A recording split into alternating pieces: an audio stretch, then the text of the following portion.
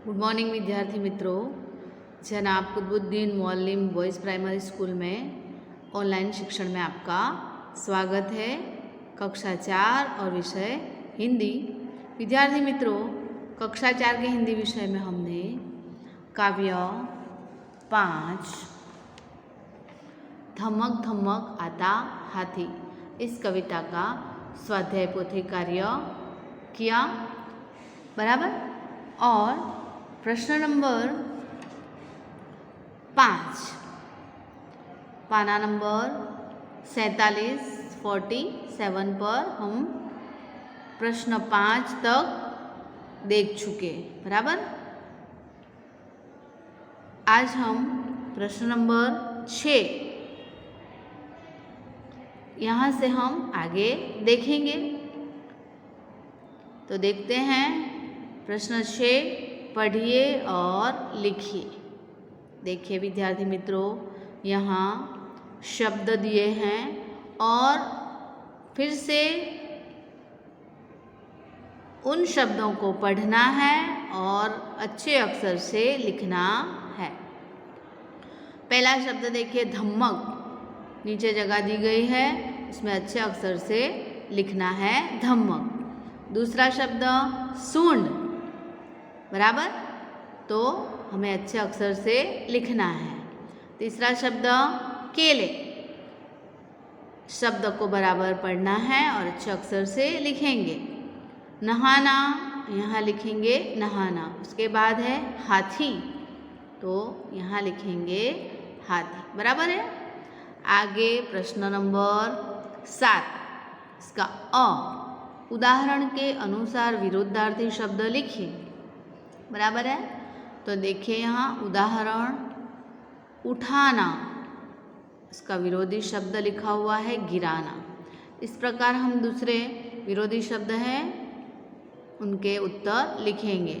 पहला है आना, उसका विरोधार्थी शब्द जाना। दूसरा शब्द छोटा, तो उसका विरोधार्थी शब्द लिखेंगे बड़ा, ठीक है। तीसरा नंबर ऊंचा, उसका विरुद्धार्थी शब्द नीचा। नंबर 4 पकड़ना, उसका विरुद्धार्थी शब्द लिखेंगे छोड़ना, बराबर। आगे इन विरुद्धार्थी शब्दों से वाक्य बनाइए, बराबर। विद्यार्थी मित्रों देखिए, यहाँ देखिए उदाहरण है दिया हुआ, उस उदाहरण को देखकर हमें वाक्य बनाना है। जैसे हमें गिरे हुए को उठाना चाहिए, बराबर। उठाना शब्द यहाँ है, अब उसका विरुद्धार्थी शब्द है, उसका वाक्य बनाएंगे। हमें किसी को गिराना नहीं चाहिए, बराबर। तो इस प्रकार विरुद्धार्थी शब्द और उसका वाक्य हो गया। आगे देखते हैं नंबर 1, ये तो हमने उदाहरण देखा, उदाहरण के ऊपर से हम आगे लिखेंगे। नंबर 1 पहला है मंदिर में कुछ लोग आना चाहते थे। देखिए हमारा पहला यहाँ विरुद्धार्थी शब्द क्या है, आना, बराबर। तो हमने पहले ये वाक्य बना लिया। उसका विरोधी शब्द क्या हुआ, जाना।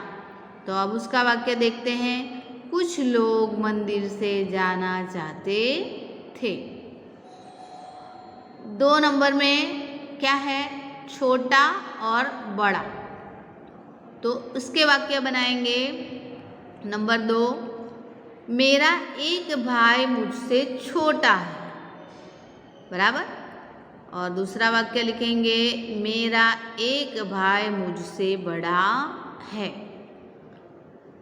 आगे नंबर 3 में क्या है, ऊंचा, और उसका विरुद्धार्थी शब्द है नीचा। देखिए यहाँ 3 नंबर, गिरनार ऊंचा पर्वत है और चोटीला नीचा पर्वत है, हो गया। आगे देखेंगे चौथा नंबर पकड़ना और छोड़ना। तो 4 नंबर में देखिए,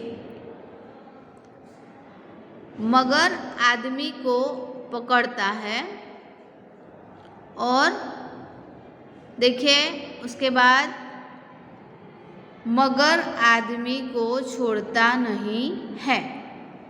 ठीक है, तो विद्यार्थी मित्रों प्रश्न नंबर 7, उसके बाद पेज नंबर 48 पर प्रश्न 8, चित्रों के आधार पर कहानी लिखिए। देखिए विद्यार्थी मित्रों, यहाँ चित्र हैं। पहला चित्र देखिए, यहाँ सिंह और उसके आसपास दूसरे प्राणी हमें दिखाई दे रहे हैं, बराबर है।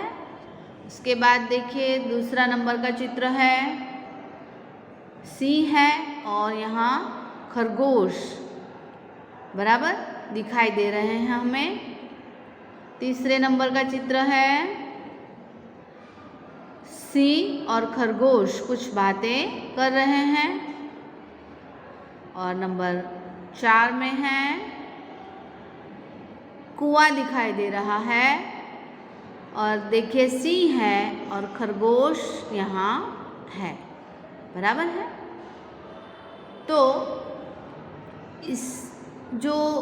इसके ऊपर से हमें, यानी इन चित्रों को जो हमें यहाँ बताया गया है, इन चित्रों के ऊपर से हमें कहानी बनानी है, बराबर।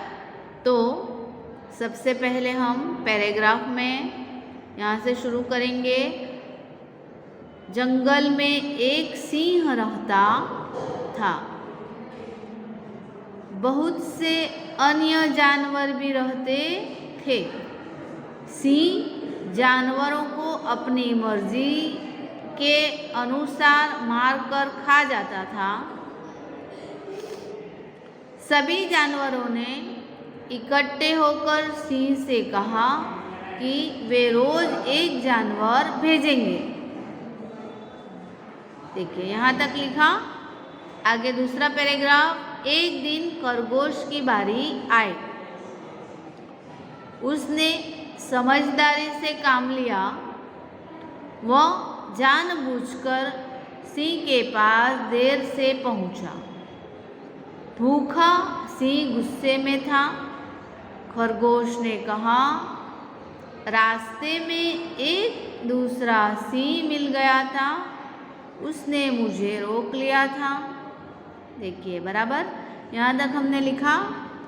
आगे पैराग्राफ, यानी पैराग्राफ में हम लिखेंगे आगे, सिंह भड़क उठा।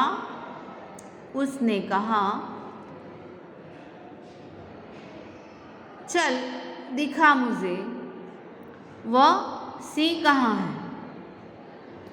खरगोश सिंह को एक कुएं के पास ले गया।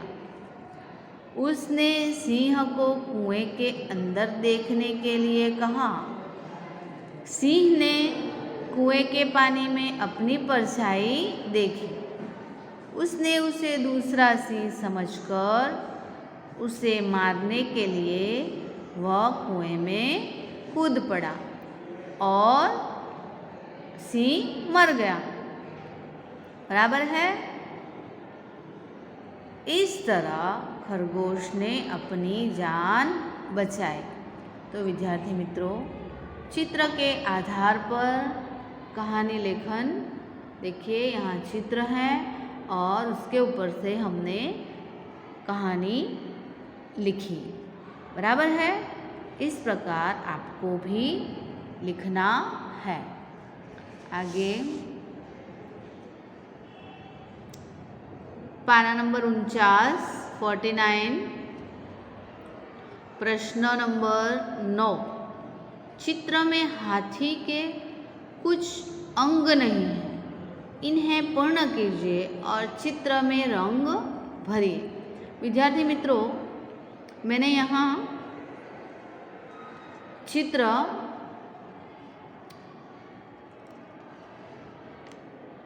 बताया है आपको।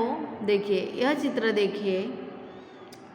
आपकी स्वाध्याय पोथी में देखेंगे तो यह चित्र आपको दिखाई देगा। उसके कुछ अंग यहाँ नहीं थे, लेकिन मैंने यहाँ बताया है। देखिए, एक तो यहाँ बराबर है, दूसरा यहाँ नहीं था अंग, वो भी मैंने ड्रॉ किया है। देखिए, यहाँ पूंछ बराबर और यहाँ हाथी का पैर बराबर। तो इस प्रकार चित्र तो मैंने पूर्ण करके आपको बताया है, लेकिन आपको इस चित्र को पूर्ण करना है और उसमें रंग भरने हैं। बराबर है। आगे प्रश्न 10, अनुलेखन कीजिए। उसमें पहला है, सतीश ने कहा मैं अंबाजी जा रहा हूँ। देखिए, अनुलेखन का मतलब आपको जिस प्रकार से वाक्य दिया गया है उसी प्रकार से अच्छे अक्षरों से आपको यह वाक्य लिखना है। देखिए, यहाँ सतीश ने कहा मैं अंबाजी जा रहा हूँ, अच्छे अक्षर से आपको लिखना है।